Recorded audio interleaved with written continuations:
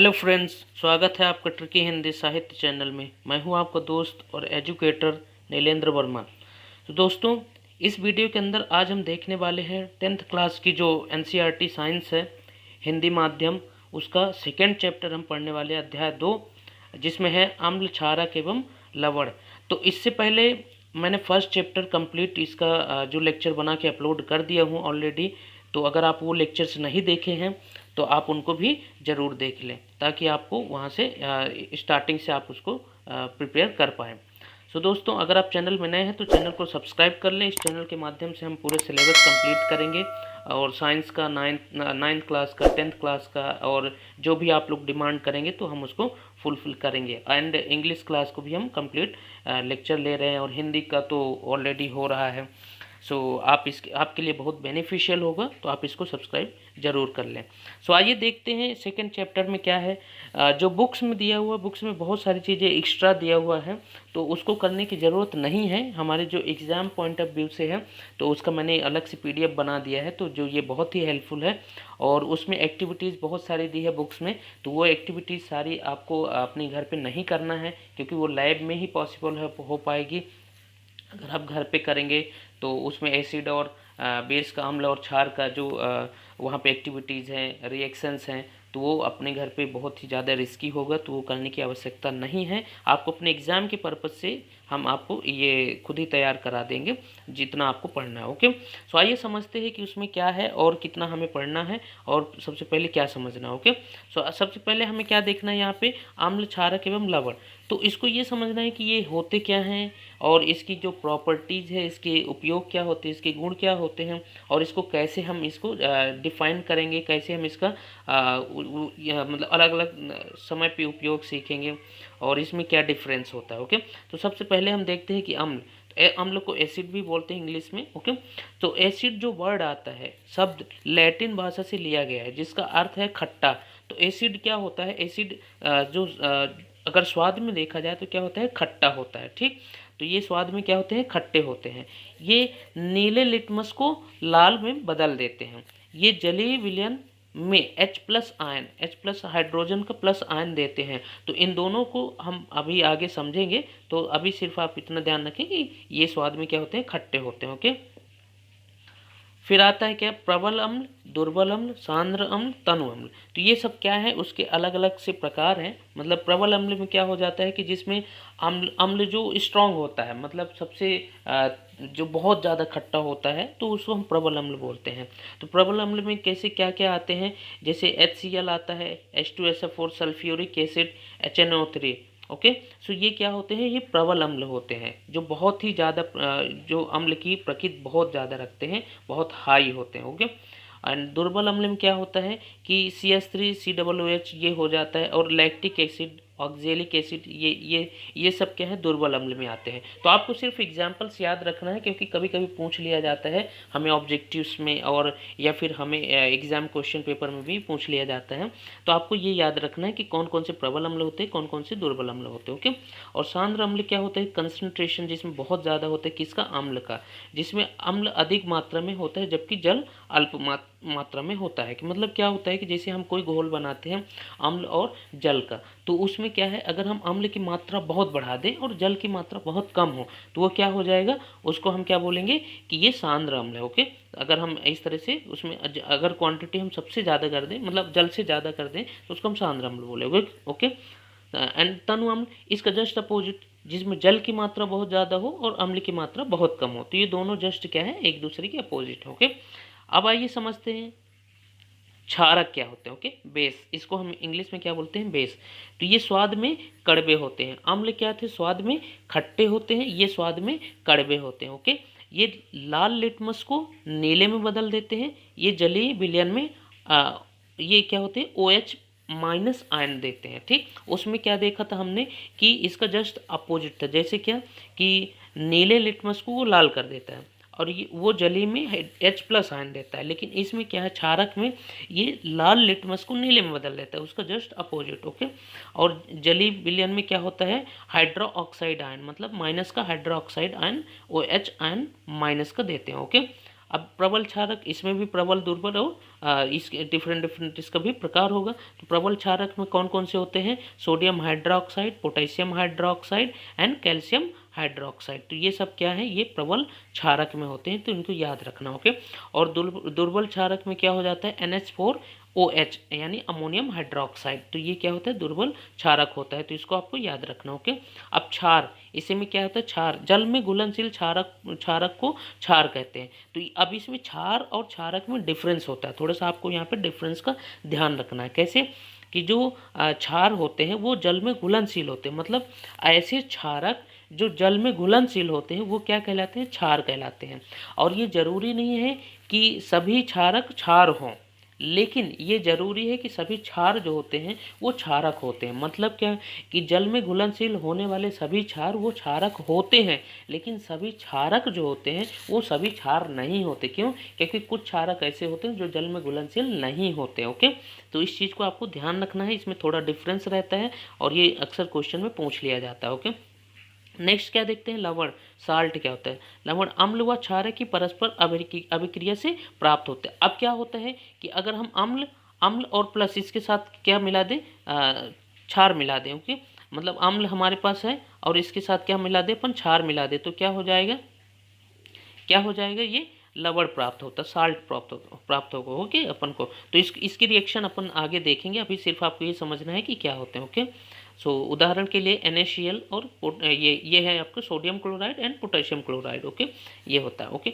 अब सूचक आता है कि हम कैसे पहचानेंगे कि कोई भी मतलब जो भी हमारे पास केमिकल कंपाउंड है वो अम्ल है या क्षार है, उसको हम कैसे पहचानेंगे, कैसे हम उसको जानेंगे? क्योंकि केमिकल कंपाउंड्स हमेशा चेक कर नहीं देखा जा सकता, उसको टेस्ट करके नहीं देखा जा सकता। क्यों? क्योंकि वो हेल्थ के लिए क्या होता है? बहुत ही ज़्यादा डेंजरस होता है, तो उसको हम हमेशा चेक करके नहीं देख सकते। ओके। अब सूचक में क्या होता है कि अगर हम कैसे उसको पहचान करेंगे? ओके। इंडिकेटर्स है हमारे पास। तो सूचक किसी दिए गए विलयन में अम्लीय या क्षारक की उपस्थिति दर्शाते हैं। इनका रंग या गंध अम्लीय या क्षारक माध्यम में बदल जाता है। तो अब इसमें क्या होता है कि अगर ऐसे इंडिकेटर्स जो हम अम्ल में अगर उसको हम डालें, डिविन करें, तो उसमें कुछ ना कुछ डिफरेंस देखने को मिलेगा। डिफरेंट मतलब अम्ल में कुछ और डिफरेंस और क्षार में कुछ और डिफरेंस होगा। तो इससे हमें क्या पता चल जाएगा कि ये क्या है? अम्ल है या क्षार है। ओके। सूचक के प्रकार, अब डिफरेंट हमारे पास इंडिकेटर्स भी होते हैं कि वैसे तो सूचक बहुत प्रकार के होते हैं, परंतु इनके सामान्य प्रकार इस प्रकार है। तो कुछ ही इंपॉर्टेंट है जो हमें देखना है, सभी को नहीं पढ़ना है क्योंकि वो जरूरी नहीं है। ओके। तो प्राकृतिक सूचक की अगर बात करें, नेचुरल इंडिकेटर की, वे सूचक जो प्राकृतिक स्रोतों के प्राप्त होते हैं प्राकृतिक सूचक कहलाते हैं, जैसे लिटमस, हल्दी, चाइना रोज, लाल गोभी। तो ये सब क्या है कि ऐसे जो सूचक होते हैं जिसका हम कोई केमिकल कंपाउंड करके हम उसको नहीं बनाते, ये नेचुरल होते हैं। नेचुरल क्या? हमें जो ऑलरेडी अपने आप से ही मिल जाता है, मतलब हमें इसके बनाने की ज़रूरत नहीं पड़ती। तो जैसे अब हल्दी हम थोड़ी ना बनाएंगे, ये तो ऑलरेडी हमें नेचुरली प्राप्त हो जाता है। ओके। अब लिटमस एक प्रकार का ऐसा स्रोत होता है जिसको हमें चेक करने के लिए हमें बहुत ही ईजिली हम उसको पता लगा सकते हैं कि ये अम्ल है या क्षार है। ओके। अब लिटमस समझते हैं, लिटमस क्या है? अगर लिटमस की बात करें तो ये लिटमस विलियन बैगनी रंग का रंजक होता है जो थैलाफाइटा समूह के लाइकेन के पौधे से निकाला जाता है। ओके। निकाला जाता है। लिटमस विलियन जब ना तो अम्लीय होता और ना ही क्षारीय होता। ओके। तब इसका रंग बैगनी होता है। तो अब देखिए लिटमस जो होता है इसका रंग क्या होता है? बैगनी होता है। अब इसमें क्या होता है कि अब इसमें डिफरेंसेस देखने को मिलेंगे। कैसे? कि अगर लिटमस को हम अम्ल में डालेंगे तो इसका कुछ और परिवर्तन देखने को मिलेगा, और लिटमस को अगर हम क्षार में डालेंगे तो इसका डिफरेंस कुछ और देखने को मिलेगा। ओके। तो इस तरह से हम क्या चेक कर लेंगे कि अम्ल है या क्षार है। ओके। अब लिटमस पत्र 2 रंगों का होता है, नीला एवं लाल। अम्ल नीले लिटमस पत्र को लाल कर देता। अब देखिए अम्ल की क्या विशेषता हो जाएगी कि जो नीला लिटमस हमारे पास होगा तो उसको हम अम्ल में डालेंगे तो किस में परिवर्तित हो जाएगा? उसका कलर क्या हो जाएगा? लाल कर देता है। ओके। जबकि क्षार जो लिटमस होता है उसको पत्र को नीला कर देता है। ओके। तो इससे हमें क्या पता चलता है कि अम्ल है या क्षार है। ओके। अब हमारे पास एक और सूचक है क्या? हल्दी भी एक अन्य प्रकार का प्राकृतिक सूचक है। यह पीला रंग का होता है। कई बार आपने देखा होगा जब किसी सफ़ेद कपड़ों पर सब्जी का दाग लग जाता है और जब इसे साबुन किस प्रकार का होता है, क्षारीय प्रकृति का होता है। ओके, जो हम साबुन यूज़ करते हैं कपड़े के धोने के लिए तो वो क्षार प्रकृति का होता है, उसमें क्षार की मात्रा होते ओके। धोते हैं तो दाग धब्बे का जो जो रंग होता है उसमें कलर जो होता है वो भूरा रंग का हो जाता है। उसका जो भूरा रंग का होता है तो उसको लाल कर देता है। क्षार जैसे ही हम मिलाते हैं उसको हम साफ़ा करने लगते हैं तो थोड़ा सा हल्का लाल होने लगता है। ओके, आंवले के साथ हल्दी के रंग में कोई परिवर्तन नहीं होता, क्षारक के साथ इसका रंग भूरा लाल हो जाता है। ओके, तो अम्ल अगर मिलाएंगे तो हल्दी में कोई परिवर्तन नहीं होता, लेकिन अगर क्षार मिलाते हैं तो क्या हो जाता है, भूरा लाल हो जाता है। तो जिससे हमें पता चल जाता है कि ये क्या है, क्षार है। ओके, अब आता है नेक्स्ट की अगर हम बात करें संश्लेषित सूचक, सिंथेटिक इंडिकेटर की अगर हम बात करें तो ये वे सूचक हैं जो प्राकृतिक नहीं होते अपितु ये रासायनिक पदार्थों द्वारा बनाए गए होते हैं। ओके, जैसे मेथिल ऑरेंज एवं फिनोलेप्थिलीन आदि, इनका उपयोग अम्ल एवं क्षारक की जांच के लिए होता है।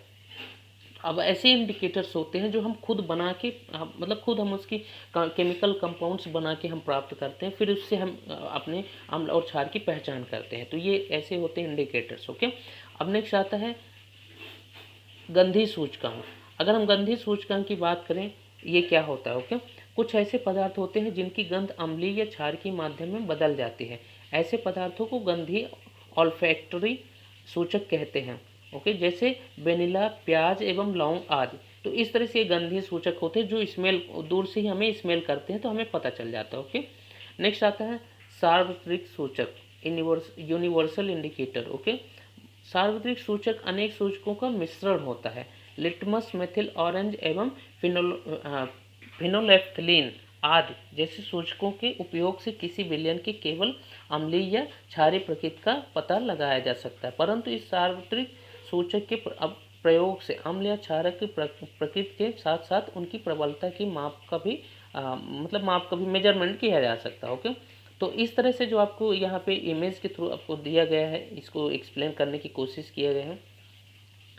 ठीक, तो अब इसको समझते हैं क्या प्राकृतिक सूचक में कौन कौन से आ जाते हैं। ये एक चार्ट के थ्रू में बनाया गया है, उसी को जो हमने ऊपर पढ़ा है। तो ये लिटमस और लाल पत्ता गोभी हमने ऑलरेडी पढ़ लिया है, तो इसमें कैसे क्या कलर में चेंज होता है इसको आप ऑलरेडी पढ़ सकते हैं। कृत्रिम सूचक में क्या हो जाता है, ये हमारे कृत्रिम सूचक होते हैं और इसमें क्या हो जाता है, इसमें कलर में जो पहले कलर होता है उसमें थोड़ा सा डिफरेंस हो जाता है, कुछ भी डिफरेंस, जो भी कलर डिफरेंस हो जाएगा तो उसे हमें पता चल जाएगा। गंधीय सूचक में ये हमारे गंधीय सूचक है और इसमें पहले कुछ और स्मेल रहती है, फिर चेंज होकर कुछ और हो जाता है। तो इस तरह से हमें इससे परिवर्तन में हमें पता चलता है, तो हम इसको इजीली इंडिकेट कर पाते हैं। ओके, अब आता है धातु की अभिक्रिया। धातु की अभिक्रिया में हम क्या देखते हैं कि जब हम कोई भी हमारे पास अम्ल या क्षार होगा तो उसको हम धातु की अभिक्रिया, धातु जैसे हमारे पास जो भी धातु होती है जैसे जिंक होता है ना, तो इसमें अगर हम रिएक्शन कराते हैं तो हमें क्या प्राप्त होता है, तो इससे भी हम पता लगाया जा सकता है। कैसे कि उसमें डिफरेंस हमें पता चलेगा, कुछ ना कुछ उसमें जो ब्रेकिंग होगा। ओके, तो अब हमारे पास अगर हम अम्ल की बात करें तो अम्ल हम ऑलरेडी ऊपर पढ़ चुके हैं कि क्या है, HCl क्या है, अम्ल है, और जिंक क्या है, धातु है। ओके, तो अगर हम इन दोनों की रिएक्शन कराते हैं, इन दोनों में हम अगर केमिकल कंपाउंड्स को हम मिक्स करते हैं तो क्या होता है, इसमें हमें कुछ चेंजेस देखने को मिलते हैं। क्या मिलता है कि ZnCl2 प्लस हाइड्रोजन जो होता है यहाँ पे हमें निकलता हुआ दिखता है। ओके, और ये क्या हो जाता है, लवण प्राप्त हो जाता है कि ZnCl2 यानी जिंक क्लोराइड। ओके, और हाइड्रोजन निकल गया। इसके बाद क्या होता है, क्षार के साथ अगर हम धातु को मिक्स करते हैं तो सोडियम हाइड्रोक्साइड हमारा क्या है, क्षार है, और इसके साथ अगर हम जिंक को मिक्स करते हैं तो क्या मिलता है हमें, sodium zincate. Okay, plus hydrogen क्या हुआ, निकल गया। तो ये हम देख लिए धातु के साथ अभिक्रिया में क्या होता है। ओके, अक्सर क्वेश्चन में पूछ लिया जाता है कि रिएक्शंस को आपको पूछ लिया जाता है। ओके, अब पॉपअप टेस्ट की अगर हम बात करें तो इसके अंदर क्या होता है देखते हैं।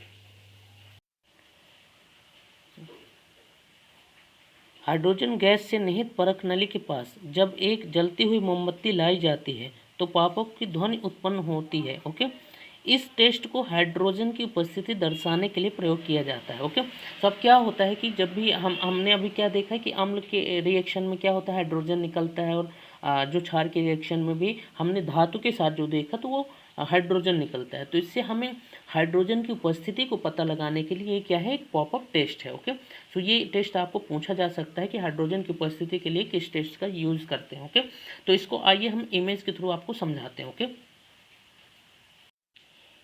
ये इमेज आपकी बुक में दिया हुआ है और उसी से हम लेकर हम यहाँ पे समझने वाले हैं। ओके, तो ये हमारा क्या है, एक तरह से पूरा स्ट्रक्चर है इस तरह से, और ये तो बेस होता है अपना, और ये क्या होता है, स्टैंड होता है।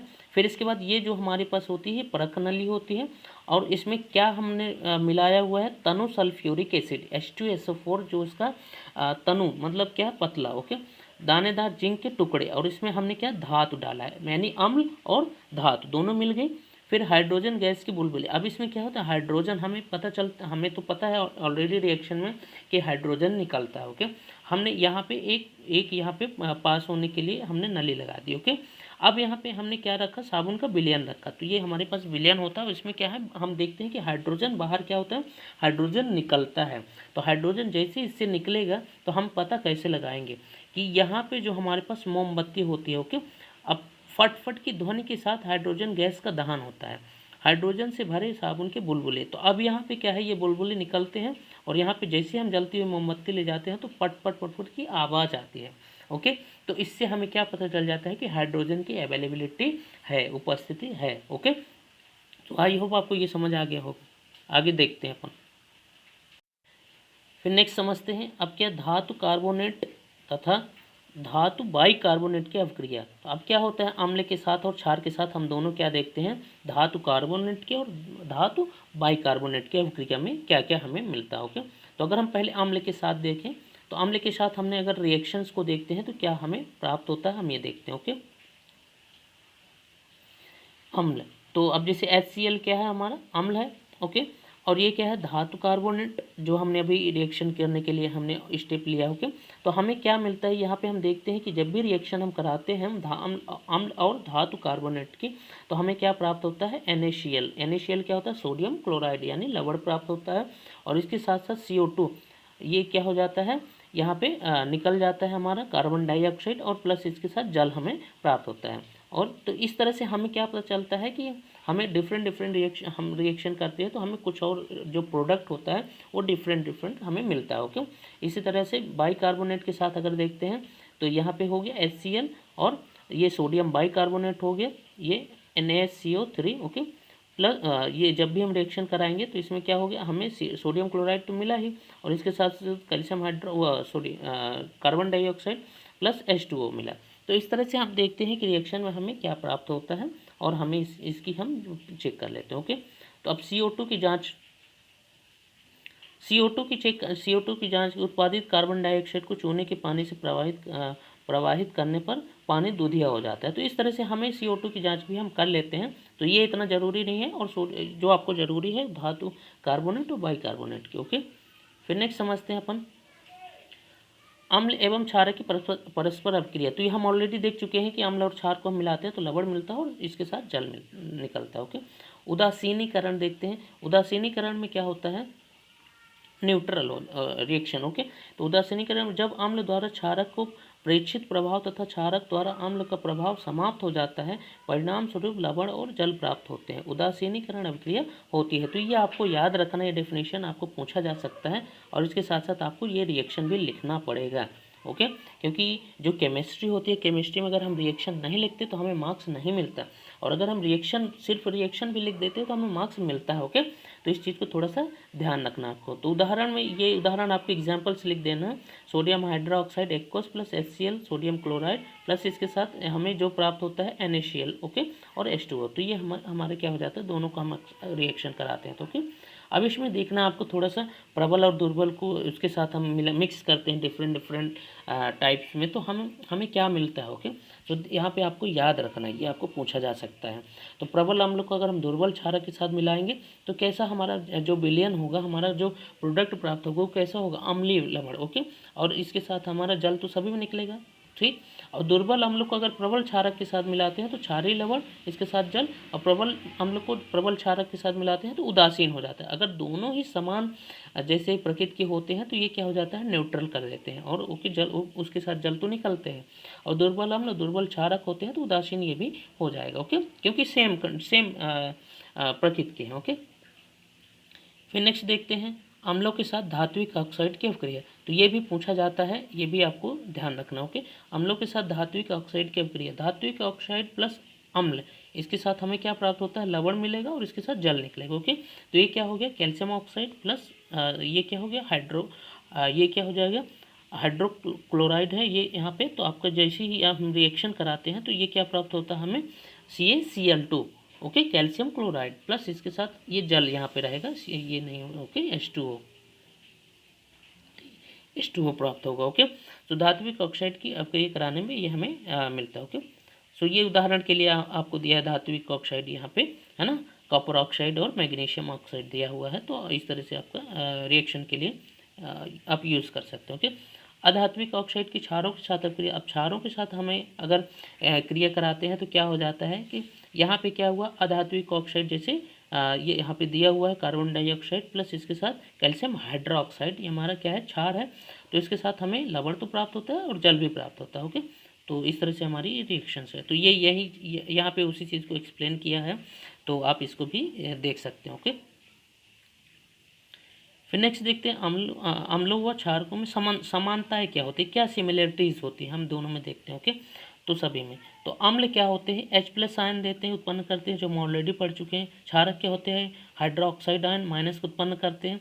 जब कोई अम्ल या क्षारक जल में मिलाया जाता है तो ये तनुकृत हो जाता है। जल में मिलाने पर आयन की सांद्रता H3O+ या OH- में प्रति इकाई आयतन की कमी हो जाती है। तो इस तरह से ये हमारी क्या है, डिफरेंस है, दोनों के बीच में समानताएं हैं और असमानताएं, जो भी हमारा डिफरेंस पूछा जाता है तो हम इसको लिख सकते हैं। ओके, फिर इसमें देखते हैं अपन क्षार तथा अम्ल की प्रबलता, तो क्या क्या उनकी कैसी कंपोजिशन में क्या डिफरेंस आता है ये हम देखते हैं। ओके, किसी क्षार या अम्ल की प्रबलता उसके द्वारा उत्पन्न H+ आयन तथा OH- आयनों की संख्या पर निर्भर करती है।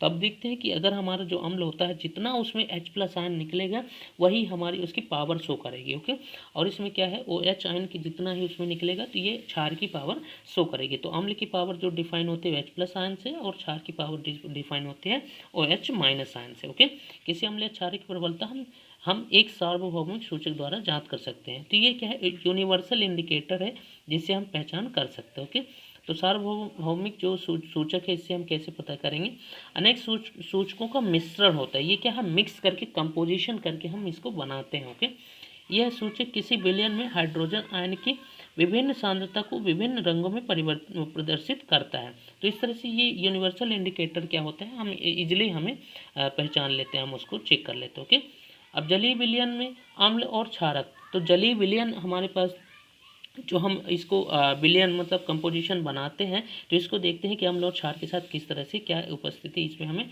शो करती है। ओके, जल की उपस्थिति में अम्ल H+ आयन उत्पन्न करते हैं। H+ ion H3O+ hydronium ion के रूप में पाए जाते हैं। तो ये हमारी रिएक्शन दी हुई है और ये हमारा इक्वेशन है, तो इतना ज़्यादा इंपॉर्टेंट नहीं है, तो इसको फिर भी आप थोड़ा सा ध्यान रखें बस। ओके, इसी तरह ये जो क्षारक के साथ वाली रिएक्शन। ओके,